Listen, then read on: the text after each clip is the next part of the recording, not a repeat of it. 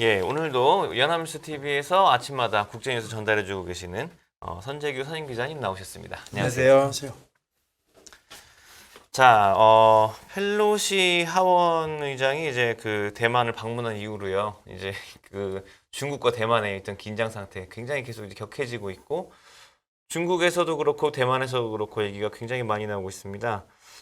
일단 지금 중국의 어떤 대응이라고 해야 될까요? 중국의 반응. 또 이제 어디까지 왔는지 저희가 업데이트를 한번 해봐야 될 것 같아요.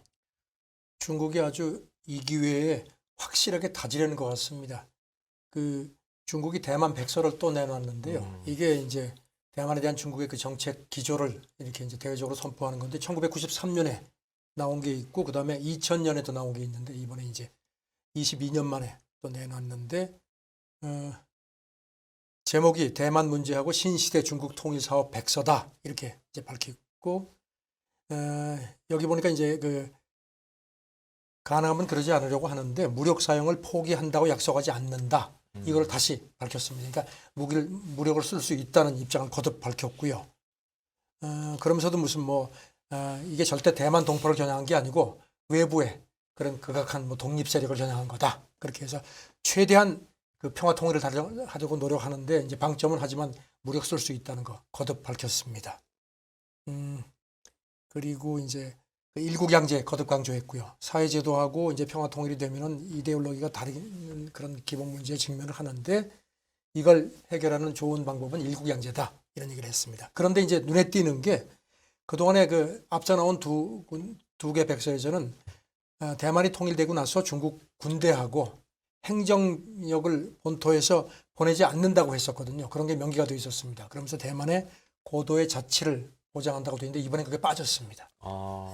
그러니까 이번에는 꼼짝 마라 하는 거를 더 강조를 했습니다. 이게 사실 일국양제라는 게 자치권이 보장이 안 되는데 이게 일국양제가 성립이 되나요? 그러니까 홍콩처럼 간다는 걸 아주 노골적으로 얘기한 것 같습니다. 홍콩 같은 이제 모델로요. 대만 쪽에서는 이제 당연히 반발을 하죠.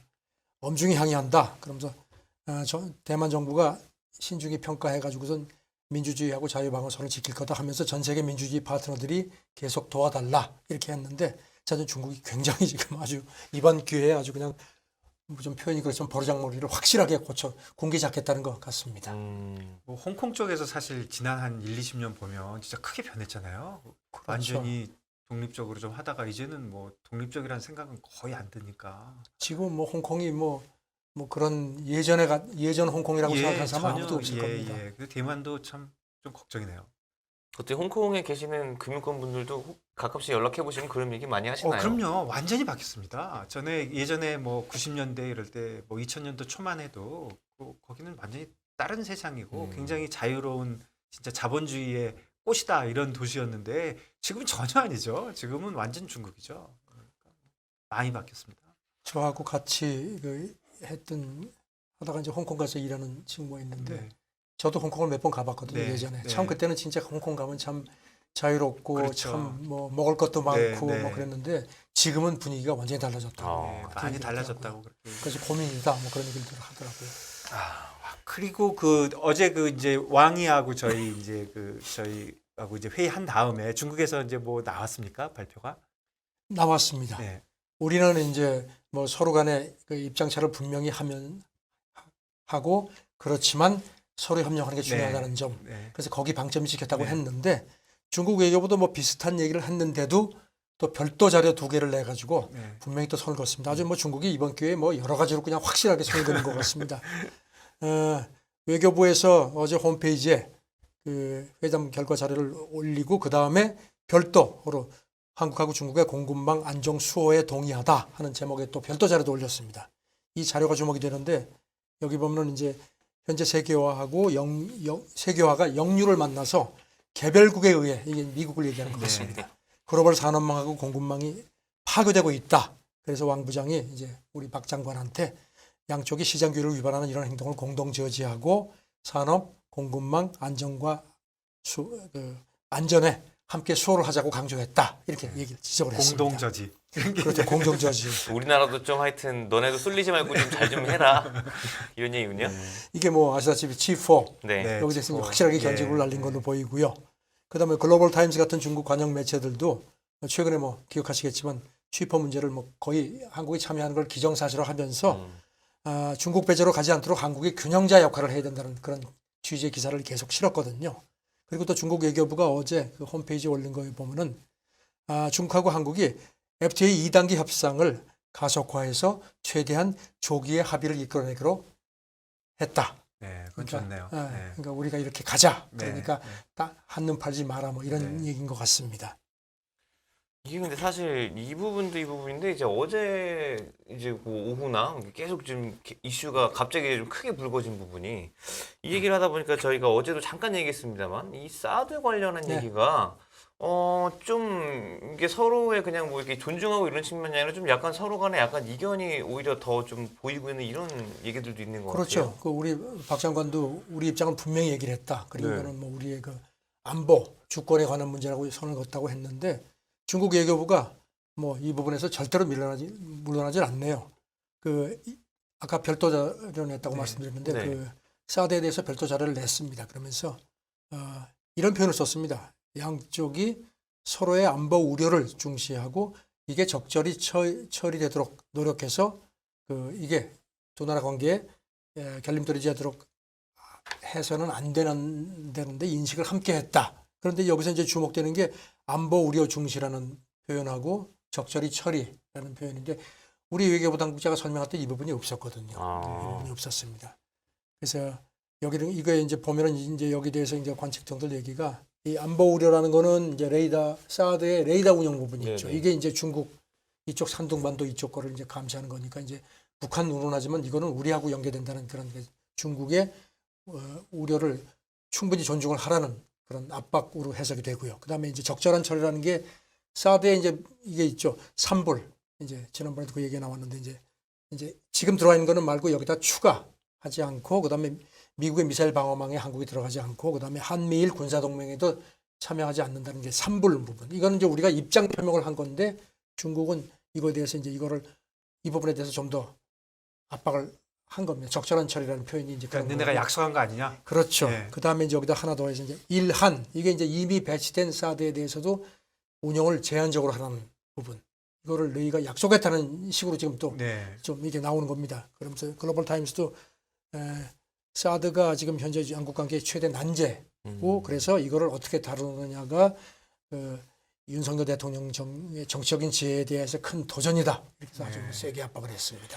사실 그렇죠. 이게 삼불이라는 게 이게 지금 안 그래도 이 삼불이라는 말이 굉장히 좀 이제 일파만파 커지고 있는데 이게 이제 사실 공식으로 중국이 말씀하신 대로 중국에서는 우리나라가 공식으로 이렇게 한다 그랬다는 거고 우리나라 입장은 우리는 공식적으로 그런 얘기 한 적이 없다라는 그러니까 거죠. 우리 외교부 성명은 이번 한중 외무장관 회담에서 이 산불에 대해서 이게 우리가 무슨 뭐 약속이나 합의를 한 게 아니고 이런 입장을 우리가 표명한 거다는 점을 분명히 했다는 겁니다. 그렇게 얘기를 했는데 중국 외교부 대변인이 어제 정례 브리핑하면서 조금 다른 그 관점을 제시를 했습니다. 이제 연합뉴스 특파원이 이거 관련해서 안보 우려 중시하고 적절한 처리라는 표현을 썼는데 이게 어떤 의미냐 이렇게 물어봤더니 여기 대해서 이제 중국 외교부 대변인이 답변하기를 한국 정부가 대외적으로 산불 아까 말씀드린 산불하고 일한 정책 선서를 정식으로 했다 이렇게 표현을 했습니다. 그리고 중국은 한국의 이런 입장을 중시했다.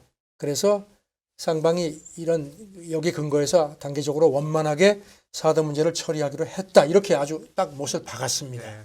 근데 그 공식으로 하고 안 하고 뭐 그런 것도 중요하겠지만 네, 문제는 이 산불을 우리가 못 지키는 거잖아요. 지금 그렇죠. 지금 미국하고 얘기하는 거에 대한 결국 못 지키는 거잖아요. 그렇죠. 예, 그러면 그리고 지금 일한 문제에 대해서 이거를 대외적으로 선언했다고 했는데 그거는 우리 입장은 또 우리하고 다르거든요. 우리 입장에서 그런 게 아닌데 여기 대해서 이제 외교부 당국자가 박 장관이 왕 부장한테 이런 한중 관계가 사드의 전부가 아니지 않느냐. 그래서 전부가 돼서도 안 된다. 이렇게 해서 좀 더 미래지향적으로 가자는 얘기를 했다는 겁니다. 그리고 박 장관도 어제 기자들한테 간담회해서 양측 관심 사안에 대해서 솔직하고 건설적인 의견을 교환했고 구체적인 한중 관계의 미래 발전 계획도 제시를 했다. 이렇게 밝혔습니다. 그러면서 여기는 외교 국방 장관 2+2 대화를 하자. 그다음에 공급망 대화, 해양 협력, 탄소 중립 협력 같은 걸 하자고 새롭게 이런 걸 제시를 했다고 하는데 중국은 확실하게 이걸 좀 짚고 넘어가려는 것 같습니다. 예, 사드 문제는 참 저희는 좀 피해가면 좋겠는 그런 문제인데 중국에서 계속 이 얘기를 하네요. 조금 다른 얘기로 해서요. 그 트럼프가 FBI 조사를 받고 공화당도 그렇게 하면 안 된다 이런 식으로 얘기하고 있는 것 같은데 그거 좀 정리 좀 해주시죠. FBI가 지난 일요일이죠. 그 마라라고에 있는 그 트럼프 그 집을 그 전격 압수수색을 했고 이게 이제 그 백악관 그 기밀 자료를 그냥 가지고 갔다는 그런 거 이제 그런 네. 부분에 대해서 네. 이제 압수수색을 했는데 지금 뭐 당연히 트럼프가 발끈하고 공화당도 엄호하는 모습입니다. 네. 트럼프가 이런 일이 어떻게 미국 대통령한테 벌어진 적이 없다. 사법 체계를 무기로 쓴다. 이거 뭐 직권남용입니다 하면서 이제 거기다 덧붙이기를 내가 지금 2024년 대선에 출마하려는 거를 그 이런 표현을 썼습니다. 급진좌합한 민주당이 이걸 막으려고 공격하는 거다. 폴리티코도 지금 이게 출마 선언을 좀 더 앞당길 것 같다는 그런 관측이 나온다 이렇게 전했습니다. 사실 이제 지금 현재로서는 미국에서 이제 다음 대선 아직 좀 멀었습니다만 다음 대선에 이제 공화당 주자 중에 또 가장 유력한 주자도 지금 현재 트럼프인 거죠. 그렇죠. 예. 트럼프고 지금 그래서 공화당 쪽에서도 이제 뭐 뭐냐면 이제 중간 선거 얼마 안 남았는데 가뜩이나 지금 그 의회 폭동 그 네. 문제로다가 트럼프가 뭐 뒤에서 부추겼다는 그런 식의 자꾸 얘기 나오고 하니까 이제 가뜩이나 몰리는데 이렇게 되니까 이제 이건 정치적인 뭐 압박이다 이런 식으로 계속 몰고 가는 것 같습니다. 지금 뭐 케빈 메카시 공화당 하원 원내대표도 법무장관 이런 식으로 하면 우리 가만 안 있겠다. 뭐 탄핵 얘기까지 나오기 시작했고요.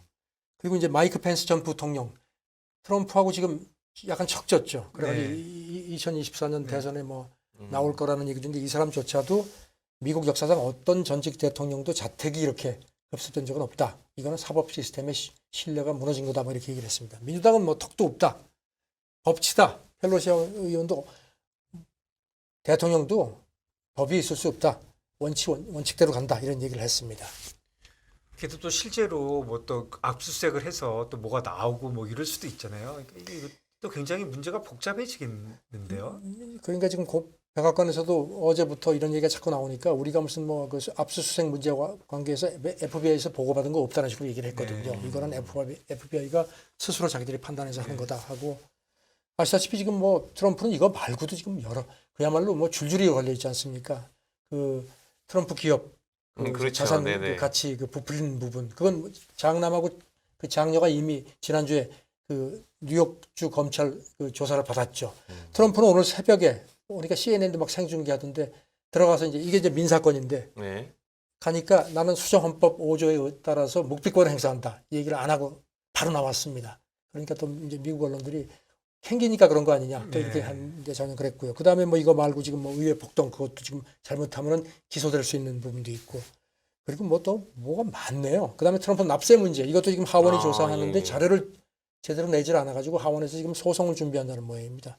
그 다음에 또 무슨 뭐 대선 불복 후에 그 가짜 선거인단 뭐 그것도 또 지금 뭐 그 수사 대상에 올라 있고 해서 지금 트럼프가 지금 굉장히 지금 궁지에 몰리니까 이걸 이렇게 정치적으로 돌파를 하려고 하는데 FBI가 딱 수사가 이제 압수수색이 들어오니까 이제 잘 걸렸다 울고 네. 싶었는데 네. 뺨 맞은 격이 됐습니다. 예.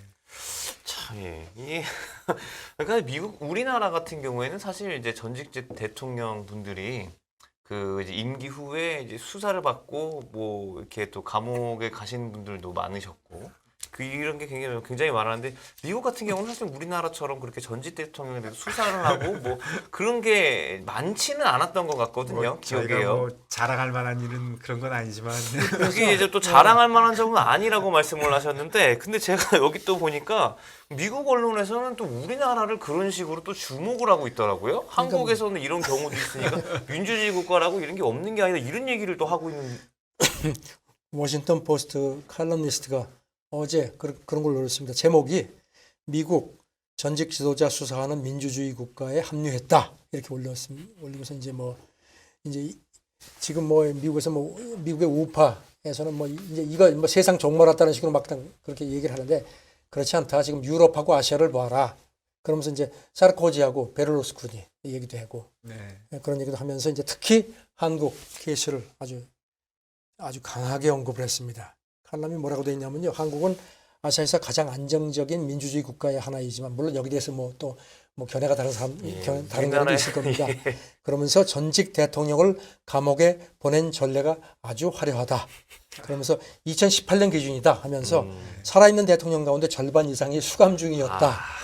지금 이제 조금 상황이 달라졌죠. 예. 그러면서 이렇게 사법 처리를 했지만 그 자체가 한국의 민주주의 토대를 위협하지도 않았고 미국에서처럼 이렇게 정치적으로 분노한 양극화 현상이 되는 대신에 평화로운 정권 교체가 이루어졌다.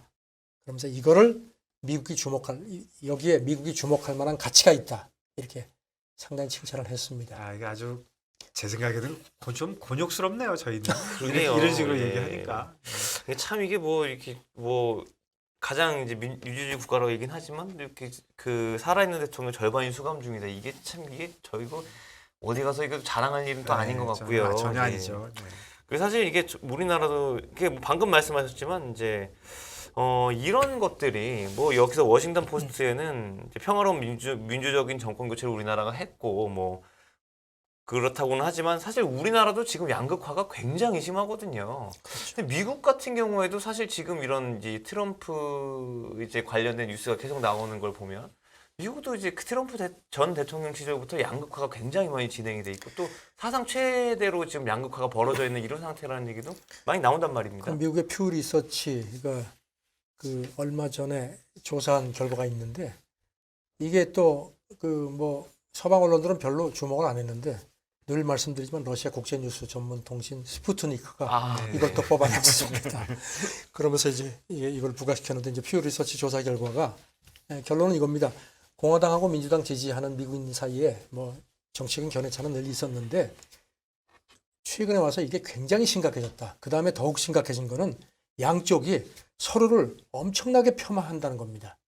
그러면서 이제 조사를 몇 가지를 했는데 이를테면 이제 서로 저쪽 그 비도덕적이다 이렇게 하는 비율도 엄청나게 올라갔다는 겁니다. 그러니까 지금 보니까 2016년 조사 때 공화당 지지하는 층의 47%, 민주당 지지층의 35% 정도가 상대방에 대해서 도덕적이지 않은 사람들이다. 이제 평균 이제 미국에 비해서 네. 그랬는데 이번 조사에서는 그 비율이 공화당이 72%, 민주당도 조금 덜하지만 63%로 훨씬 높아졌다는 겁니다. 그만큼 이제 서로 간에 그런 감정이 나빠졌다는 거고, 그 다음에 서로 저거 정직하지 않다 하는 것도 공화당이 72%, 민주당이 64%, 6년 전 조사 때보다 2배 이상 올랐고요. 그 다음에 저 사람들 문 꽉 닫고 마음 안 연다 하는 비율도 공화당 같은 경우는 69%, 민주당이 83%. 아주 6년 전보다 훨씬 더 높아졌다는 겁니다. 그러니까 이제는 뭐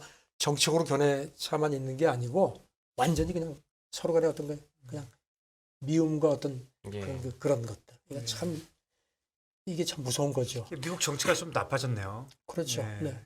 뭐 저희는 이런 경우가 좀 더 그동안 더 많아서 미국이 좀 낫다고 생각했는데 이제 미국도 뭐 비슷하게 그렇게 나쁜 쪽으로 가고 또 이 트럼프 얘기가 자꾸 나오니까 이제 바이든이 이제 어려운 상황에 많이 있었는데 왜 이렇게 자꾸 뉴스에 나면 그렇죠. 또 정치인들은 나름대로 또 좋은 점도 있는 거잖아요. 무슨 뭐 그렇죠. 이렇게 자꾸 그 이제 뉴스에 오르내리니까 뭐 그런 면에서도 뭐 나쁘지 않게 보는 건가요? 아니면 지금 어떻게 돌아가고 있는 건가요? 그러니까 이게 정치인들의 그 이른바 노이즈 마케팅 같은 거. 네. 트럼프도 그거를 오히려 어떻게 보면 그걸 활용하는 게 아닌가. 네.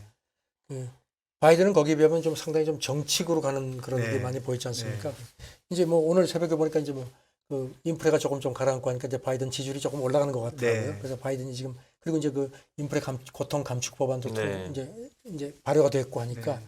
그래서 워싱턴 포스트가 아까 보니까 이제 그 다음은 뭐냐 이제 그렇게 해서 하는데 이제 지금 뭐 중간 선거에서 바이든 민주당이 굉장히 불리한 거였는데 조금 좀 만회가 되는 거 아니냐는 얘기 나오는데 그러면 또 공화당이 가만히 있겠습니까? 네. 그래서 지금 이제 이런 식의 게 더욱더 노이즈 마케팅이 더 심각해지지 않을까. 네. 참 남의 나라 일이지만 참 남의 나라 일이 아닙니다. 지금 네. 우리도 뭐 거의 비슷한 상황이니까요. 네, 알겠습니다.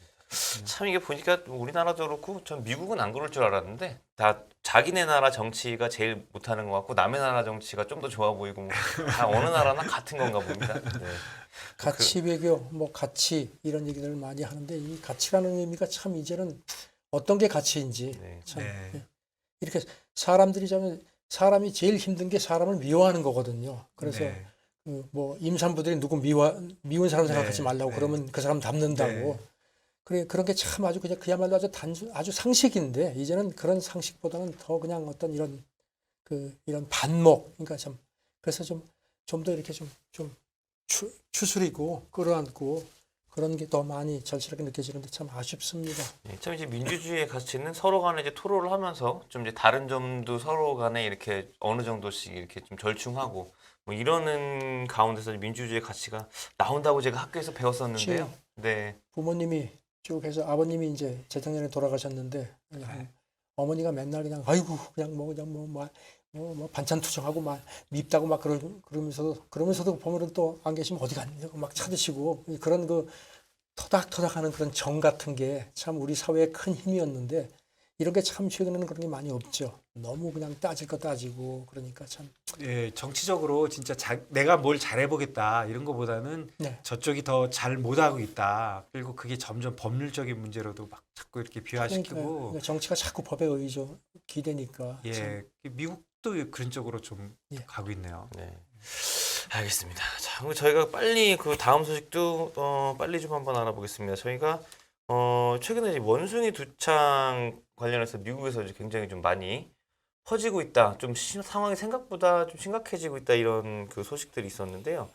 원숭이 두창 백신 절벽에 대해서 이제 뭐 FDA에서 또 따로 발표한 내용이 있나요? 지금 FDA가 미국에서 원숭이 두창 백신으로 유일하게 승인된 게 덴마크 제품입니다. 지네오스라는 건데 이게 워낙 물량이 딸리니까 그래가지고 지금 뭐 미국이 지금 유럽도 심각하지만 미국이 최근에 갑자기 늘어나거든요. 뉴욕주 같은 데도 지금 아주 심각해서 그래서 이제 고역 그야말로 이제 하다 안 되니까 지금 확보한 거 있는 거를 최대한 쓰려는 모양입니다. 그래서 지금은 원숭이 두창은 이제 2주 사이로 2번을 놓는데 이렇게 깊숙이 찔러가지고 이제 피하 주사를 놓는데 네네. 그거를 바로 그냥 가볍게 이렇게 피부 가장 그러니까 윗부분에 네. 넣어서 이제 그렇게 주사를 하면은 훨씬 양을 줄일 수 있다는 겁니다. 그래서 그러니까 1회 분량으로 5명을 주사를 놓을 수 있는 게 있고 이제 FDA 쪽에서는 자기들이 2015년에 그 임상 데이터를 보니까 그렇게 양쪽 방법이 면역 효과가 비슷했다.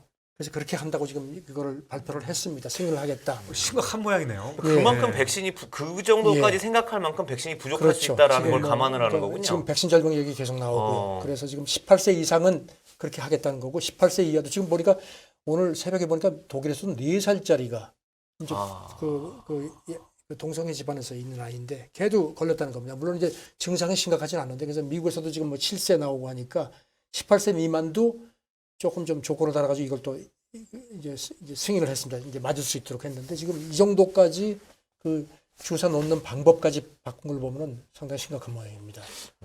이게 코로나 이후에 저희가 진짜 너무 무서운데 이것까지 하니까 진짜 걱정되네요. 그렇습니다. 예, 진짜. 백신도 천연두 백신 그런 것도 이제 통하지 않고 그런 모양이에요. 천연두 백신이 이제 부작용 때문에 네. 일부 했는데 부작용 때문에 이제 그러니까 이제 워낙 물량이 딸리니까 미국이 이렇게 하는 정도면은 뭐 미국이 그래도 제일 그게 확보하는 데서 제일 그래도 여유가 있을 텐데 네. 이게 남의 일이 아닌 것 같습니다. 예, 우리나라에 안 들어오기를 일단 예. 바랄 수밖에 없는 저희는 그런 예, 상황이네요. 항상 이제 조심하는 마음으로 계속 지켜봐야 되겠습니다. 예, 오늘도 저희 국제뉴스 재미있게 잘 들었습니다. 감사합니다. 감사합니다. 감사합니다. 예.